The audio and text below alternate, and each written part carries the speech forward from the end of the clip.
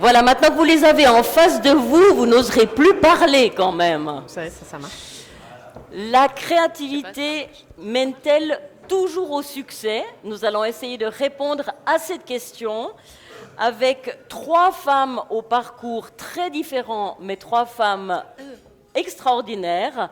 Babette a oublié son verre d'eau, donc on va demander à quelqu'un de sa table de venir lui apporter un verre d'eau, s'il vous plaît. Magnifique. J'ai le plaisir de vous présenter Delphine Denet, General Manager créativité et productivité chez Logitech. Delphine est une femme qui a réussi dans un monde technologique et un monde assez masculin. Elle est à la tête de la plus grande unité commerciale de Logitech. Elle est aussi responsable de la politique d'égalité, d'inclusion et de diversité du groupe. C'est une grande globe-trotteuse. Elle a travaillé au Canada, au Royaume-Uni, en France, aux États-Unis et en Chine. Et précisons quand même que Logitech est une entreprise suisse fondée à Lausanne il y a 40 ans, qu'elle développe des produits innovants comme des souris et des périphériques informatiques présentes dans le monde de la vidéo, de l'informatique, de la musique, des jeux, et que vos produits sont vendus dans le monde entier. Bonne présentation? Oui. D'accord, très bien. À côté de vous, Babette Keller. Babette Keller est présidente et fondatrice de Keller Trading SA. C'est elle qui développe le petit cadeau que vous avez reçu à table sur votre assiette. Il s'agit d'un petit gant. Elle va tout de suite ensuite vous expliquer la signification et l'utilité de ce gant. Babette Keller est installée à Bienne, prix Veuve Clicquot de la femme d'affaires en 2009.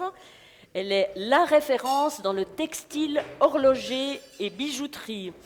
Babette développe des microfibres pour polir, embellir, protéger les montres et les bijoux. Elle produit aussi maintenant des gants de démaquillage et de masques. Une véritable passion pour le textile. Alors, vous pouvez nous expliquer à quoi sert le petit gant? Moi, quand je développe un produit, j'aime bien qu'il n'existe pas sur le marché, qu'il soit novateur, qu'il soit écologique. Et puis, je le fais avec mon cœur. Donc, ce soir, c'est avec beaucoup d'amour que je vous offre ce petit gant qui va servir à démaquiller une femme sur une période de 2 ans, économiser 3000 rondelles de coton. Vous, messieurs, sous la douche, n'hésitez pas à l'utiliser parce que vous allez voir que ça va nettoyer votre peau et puis enlever vos rides. À savoir aussi qu'il est emballé dans un sachet qui n'est pas du plastique, mais qui est 100% compostable. Donc, vous n'allez pas le mettre à la poubelle, vous allez le poser dans le compost. Voilà. Très bien, merci beaucoup pour l'explication et pour le cadeau. Autre domaine très différent, parce qu'entre la technologie et le textile, eh bien, nous allons aussi aborder le domaine du vin. Noémie Graff est vigneronne du domaine Le Satyre à Beugnin. Œnologue et chef d'entreprise, elle a la tête du domaine familial, 3e génération de vigneronne. Après, écoutez bien, des études en histoire ancienne à l'université, elle opte pour le vin. Elle est spécialiste en vitiforesterie. Qu'est-ce que la vitiforesterie? C'est l'une des façons de répondre aux défis climatiques en introduisant de l'ombrage, de la ventilation, de la biodiversité dans les vignes. Elle nous en dira évidemment beaucoup plus. Alors, comment animer maintenant un débat entre 3 femmes et 3 domaines aussi différents?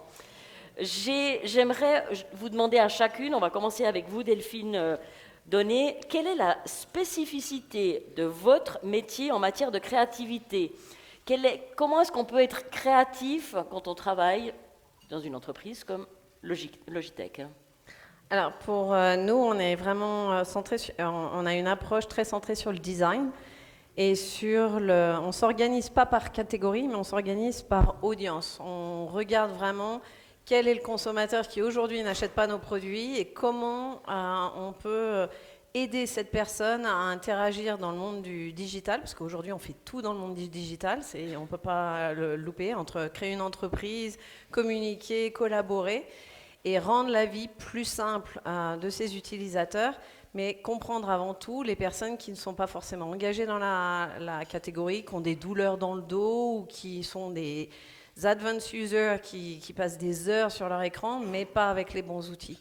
Donc on est organisé par audience, et c'est des petites équipes qui regardent à différentes audiences, et chaque équipe pense du matin jusqu'au soir à ses utilisateurs, et l'idée c'est comment on augmente le potentiel de ces utilisateurs, leur rendant la vie plus facile avec des outils plus intuitifs, et on apprend tous les jours, et on se donne prend rarement le chemin le plus simple, parce que faire du simple et intuitif, en fait, c'est des fois très compliqué en technologie, et ça demande beaucoup d'innovation en fait derrière. Donc voilà. Merci Babette. Comment est-ce qu'on est créatif quand on développe des produits textiles? On regarde autour de soi et puis on regarde où il y a des trous, parce qu'il y a plein de trous qu'on pourrait remplir, il y a plein de choses qui nous dérangent. Puis moi, ce qui me dérange, c'est dans la maison, par exemple, d'avoir des produits solvants. Quand je tire le tiroir sous l'évier, il n'y a que des solvants. Donc, mon secteur d'activité, c'est les fibres technologiques. Et puis, faire entrer ces fibres technologiques et avoir juste une serviette pour nettoyer toute la cuisine, la salle de bain, des bijoux. C'est comme ça que ça vient. En fait, je me laisse inspirer par le monde qui m'entoure. Et puis, je pense qu'on a tous ici dans cette salle un énorme défi. Ça veut dire que quand on développe quelque chose, il doit être en relation avec l'écologie, avec nos montagnes. Moi, ça me fend le cœur. Et puis, je pense à mes petits-enfants, parce que j'aimerais leur laisser un monde meilleur. Et puis, j'aimerais être là. C'est un court passage, mais j'aimerais apporter quelque chose, une plus-value à cette planète. Merci. Noémie Graff, vous êtes aussi créative en matière d'écologie.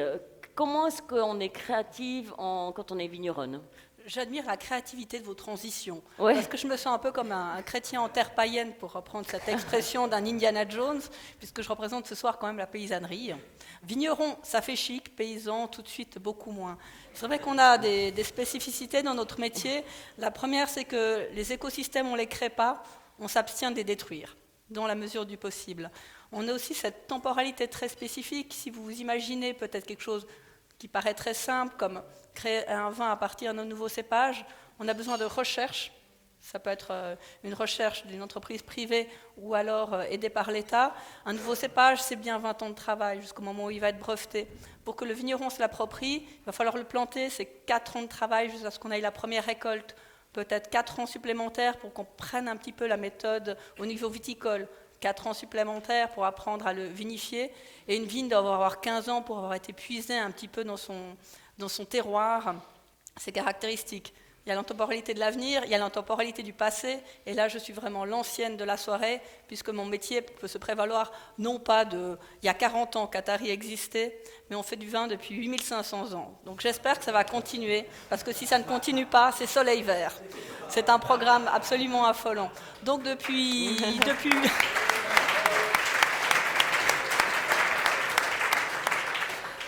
Depuis 8500 ans, on a un petit peu tout essayé. C'est difficile d'être créatif dans ce contexte.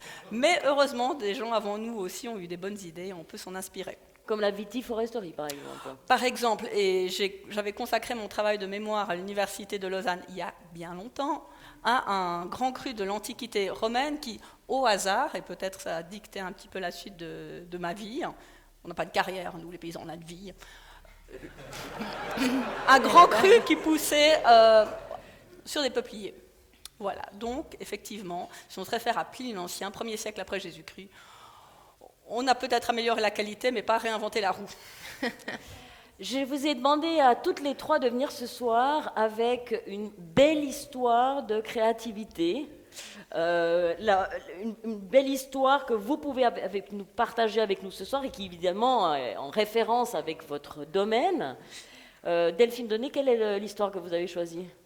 Alors, il y a beaucoup d'histoires quand on a un certain nombre d'années d'expérience. Déjà, pour moi, les belles histoires, c'est toujours des histoires d'équipe où on arrive à aborder beaucoup de challenges, de problèmes sur la route, et puis on arrive à revenir tous ensemble et à atteindre des objectifs qui sont même plus importants que ce on s'était donné au départ. Et ces 4 dernières années, en fait, sur mon groupe, on s'est donné l'ambition il y a 4 ans, on distribue, excusez-moi, je mélange l'anglais et le français, on distribue à peu près 120 millions d'unités par an. C'est beaucoup de plastique à envoyer, et on avait la culpabilité énorme de finalement, on veut aider les gens à pouvoir interagir dans le monde du digital, mais en même temps, il y a une responsabilité. Donc on s'est donné le challenge il y a 4 ans de pouvoir devenir le leader en électronique au niveau consumer electronic de sustainability, innovation et créativité sur ce niveau-là. On a amené quelqu'un dans l'équipe qui nous a aidé à se concentrer là-dessus. Tout le monde, on a mis ça comme une priorité numéro 1, au-delà de tous les objectifs business. C'est-à-dire qu'il y avait des fois, il fallait se poser les questions on fait ça, c'est sustainable, mais ça va coûter plus cher. Et en fait, l'idée, c'était vraiment, si on fait ce qui est nécessaire pour les utilisateurs, pour leur donner la meilleure expérience possible, et pour la planète, de toute façon, au bout du compte, ce sera bénéfique pour nous, même si on n'avait pas toujours les datas, la consolidation.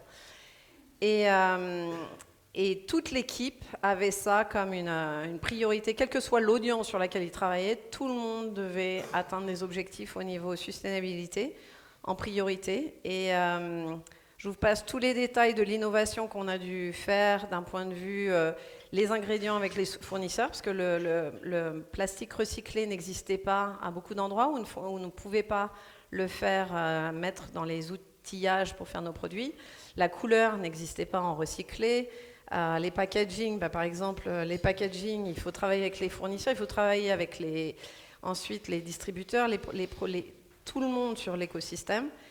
Et fast forward, 4 ans plus tard, c'est une des plus grandes fiertés de l'équipe, c'est qu'on a vraiment passé de 0% de notre portfolio à 70% des unités qu'on ship en plastique recyclé, avec ainsi que les packaging, l'aluminium, l'eau énergie. On a créé le Carbon Label qui n'existait pas, c'était une référence dans l'industrie qui n'existait pas. Donc vous achetez la nourriture, vous savez à peu près quelles calories il est, mais vous ne savez pas quand vous achetez un produit plastique exactement où c'est, ce que ça veut dire. Donc on a innové à tous ces niveaux-là. On est carbon neutral. On a économisé plus de 148 000 tonnes de plastique depuis les 2 dernières années. Notre ambition est de carbone positif par 2030. On a signé les accords de Paris.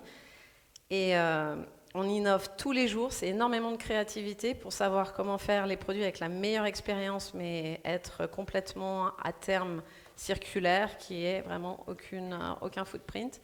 Et c'est un travail à travers toute l'entreprise, mais avec une passion commune. Et voilà. Donc une histoire qui s'est déroulée pendant 4 ans.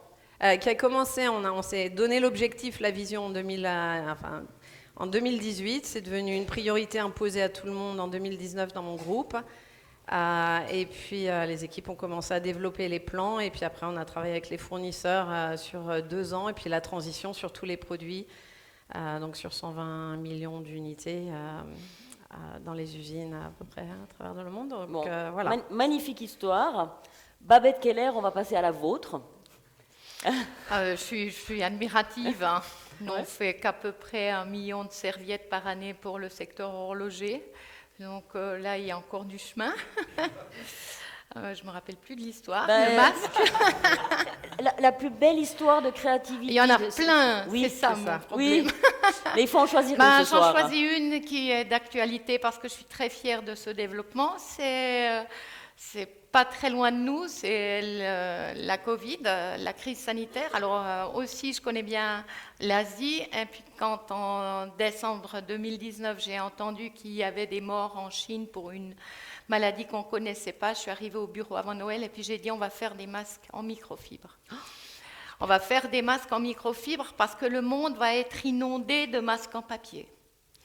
Donc pendant les fêtes, j'ai dessiné, on parlait de travailler tout le temps, j'ai dessiné un masque, j'ai téléphoné à l'Office de la santé, et puis j'ai voulu en savoir plus sur ce virus, et puis à la rentrée, on a constitué nos premiers masques, et j'ai pendant les fêtes aussi appelé mon partenaire coréen, et je lui ai dit, on a une fibre à base de fil d'argent, donc j'aimerais 2 microfibres, j'aimerais 5 tailles différentes pour que toute la population, les enfants, les adultes puissent le porter, parce que sinon on va nous confiner.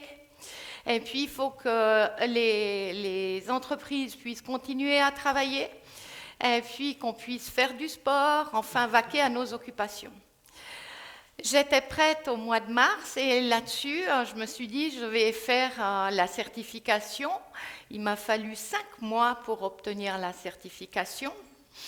Et une fois que j'ai obtenu cette certification, la communauté européenne a décidé que toutes les entreprises en Europe devraient porter des masques en papier. C'est très triste, mais à contrario, je suis une avant-gardiste, une visionnaire.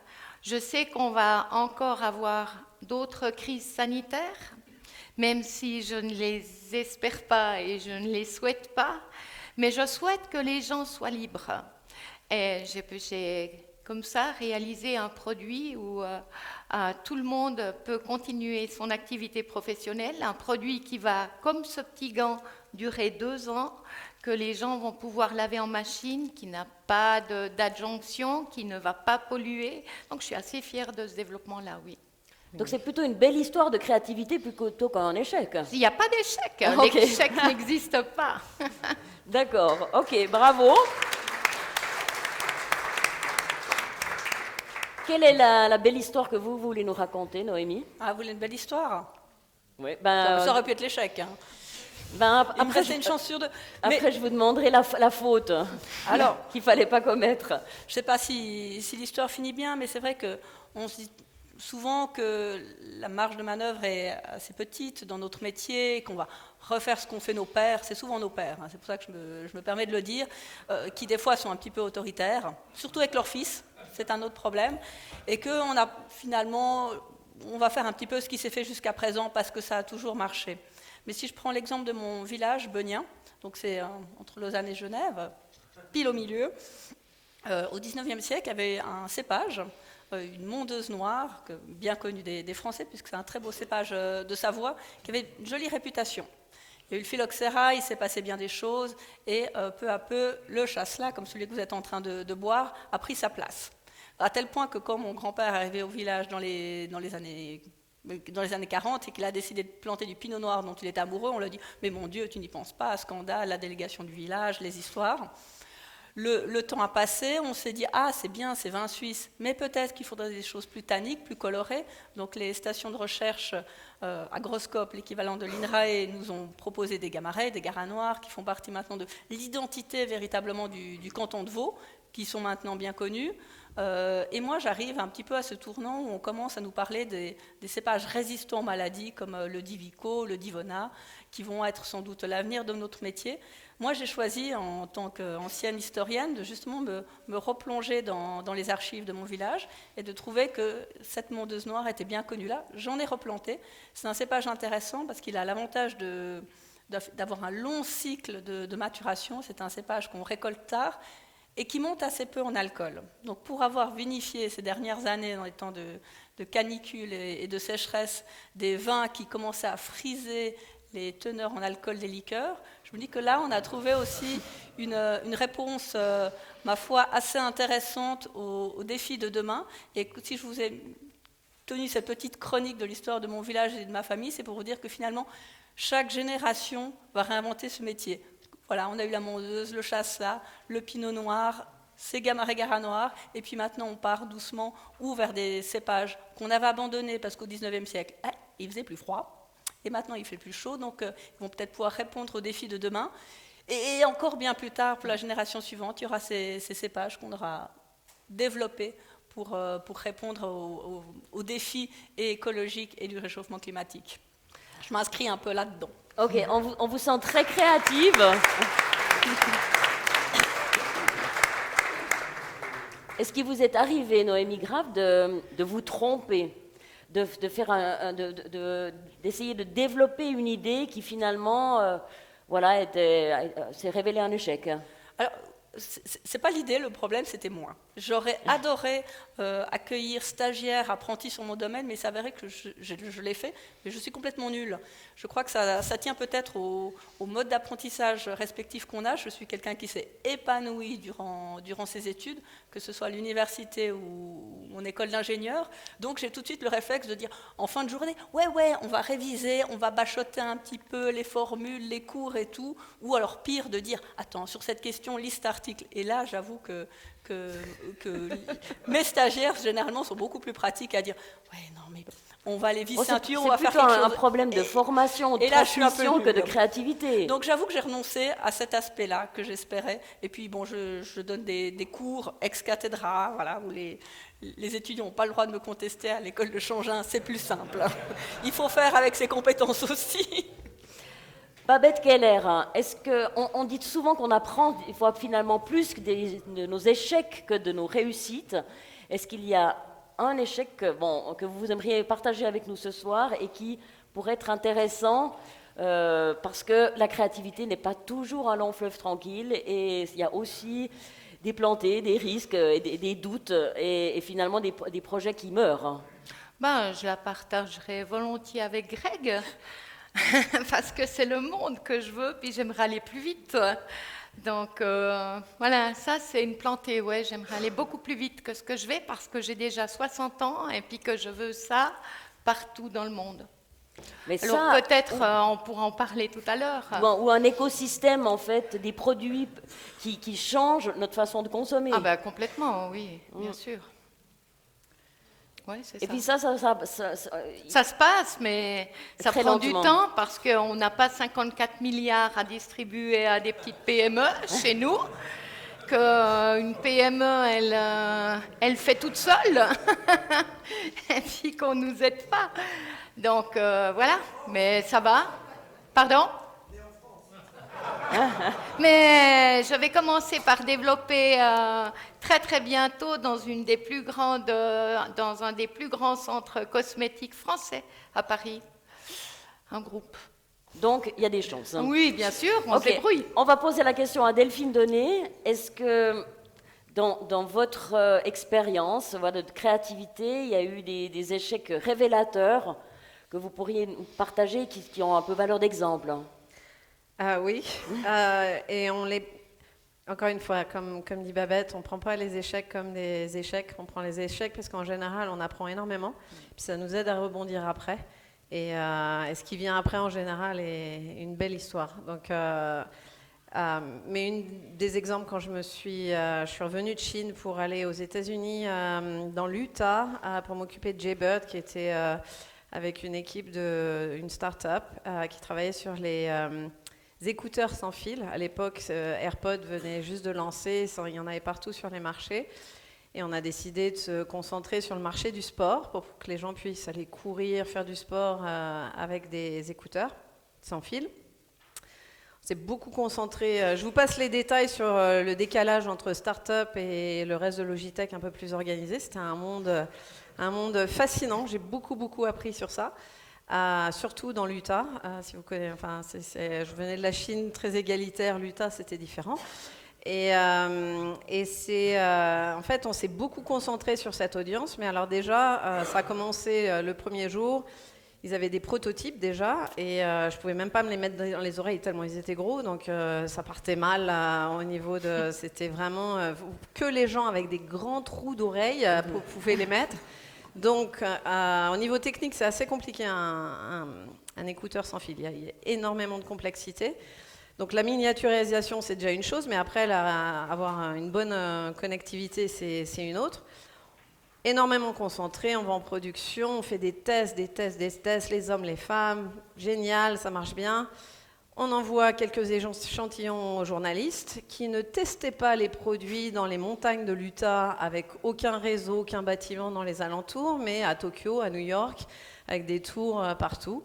Donc, interférences, voilà. On a eu beaucoup de surprises de qualité. On s'est fait prendre par pas mal de pression. On a fait des corrections, on a lancé. Mauvaise idée.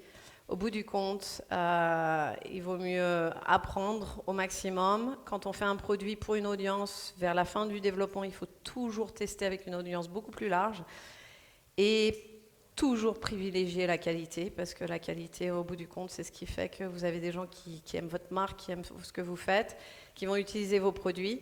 Et tout ça a été une grande leçon où aujourd'hui, dans mon groupe, il n'y a pas un seul détail qui n'est pas maîtrisé au niveau qualité sur les produits, quelle que soit la complexité de l'innovation. Même pour une start-up, je considère que... Enfin, j'ai beaucoup entendu, en tout cas sur mon expérience, que quand on a une start-up, une nouvelle idée, c'est pas grave, on lance et puis on voit après. Moi, je considère qu'il faut vraiment apprendre et vraiment se donner les moyens, même si difficile, de lancer un produit dont on est fier, qui va rendre les gens heureux. Il y aura toujours des apprentissages, on peut toujours évoluer, mais faire de son mieux pour lancer un produit au meilleur qu'on peut faire. Et puis voilà. Donc ça m'a beaucoup servi. Ça a servi où j'en suis dans le groupe et l'ambition qu'on a par rapport à Logitech pour le futur. Voilà. Le temps passe très vite et j'aimerais maintenant vous demander à toutes les trois de me donner quelle est la recette ou l'élément clé que vous mettez en pratique en matière de créativité, un peu votre motto. Pour ce qui concerne Logitech, j'en ai trouvé plusieurs. Vous allez peut-être soit choisir, soit en inventer un nouveau ce soir, Delphine. Il y avait évoluer en douceur et discrètement, partir inlassablement à la recherche de nouveaux clients, toujours proposer des nouveautés ou créer sur 5 continents. Est-ce qu'il y en a un qui vous parle particulièrement ou que vous utilisez au quotidien ? En fait, pour nous, ce qui est le plus important, c'est comment on rend la vie des gens plus facile dans une vie qui est compliquée, dans une vie qui évolue énormément avec le hybrid work, l'importance sur tout ce qui est sustainable et la planète, dans une vie qui reste de plus en plus stressante. Donc pour nous, c'est libérer le potentiel de chaque personne avec qui on veut interagir et rendre la vie plus facile. C'est vraiment ça sur laquelle on se concentre. Tout en restant aussi hungry and humble, c'est à l'interne. Donc, Et ça concerne vos clients ou vos collaborateurs ? Tout le monde. Tout le monde. Tout le monde. On essaye vraiment de... Bon, déjà, l'équipe est passionnée. On rigole tous les jours. Aller au travail avec tout le monde, c'est vraiment sympa. Mais notre drive, c'est vraiment de rendre la vie plus simple, plus facile. Et puis de continuer à apprendre en permanence, parce que quand on devient trop optimiste ou trop confiant, en général, on a un petit rappel rapide que, en fait, il faut rester très, très humble et surtout un peu parano, parce qu'il y a toujours des embûches, toujours des changements, et il faut être très agile. Voilà. Babette, votre motto, la phrase que vous vous répétez tous les jours en matière de créativité. Merci déjà, je suis dans la gratitude moi. Le premier mot, c'est merci. Une chose qui nous unit, c'est rendre les gens heureux. Alors on l'a tout dit, ça je trouve très important. Et puis par contre, quand je développe un produit, il doit être le meilleur du marché mondial. Pour moi, c'est impératif. Et puis, on parlait tout à l'heure de concurrence ou de... Voilà, il ne faut pas qu'on puisse nous rattraper. C'est bien la concurrence, mais elle doit être moins bonne que nous. C'est pas exigeant comme critère, ça. On doit toujours être en dessus. Et avec nos microfibres, on pourrait dire elle fait de la microfibre, mais elle ne fait pas n'importe quelle microfibre. Et puis en horlogerie, par exemple, notre microfibre, elle n'a jamais été copiée. Ils ne peuvent pas la copier. Pourquoi ? Parce que vous utilisez de la soie, mais parce qu'il y a une des matériaux qui sont... très particulière dans la fibre, c'est très particulier. Ça, c'est incopiable.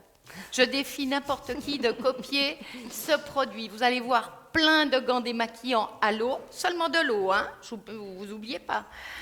C'est pas copiable. Parce qu'il y a une technologie derrière, une recherche, une réflexion. C'est le meilleur au monde. Pour moi, chaque produit qui sort de chez nous, c'est le meilleur au monde. Voilà. Bonne vendeuse.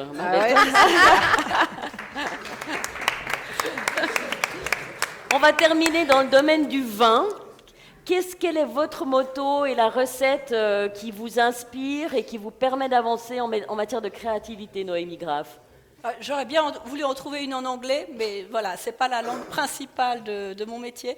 Alors je dirais ce petit proverbe. Avance dans la vie avec confiance, tu trouveras toujours un restaurant et une librairie. Parce qu'autour d'une table, on trouve des gens, dans une librairie, on trouve des livres, et ce sont deux sources de savoir extrêmement importantes.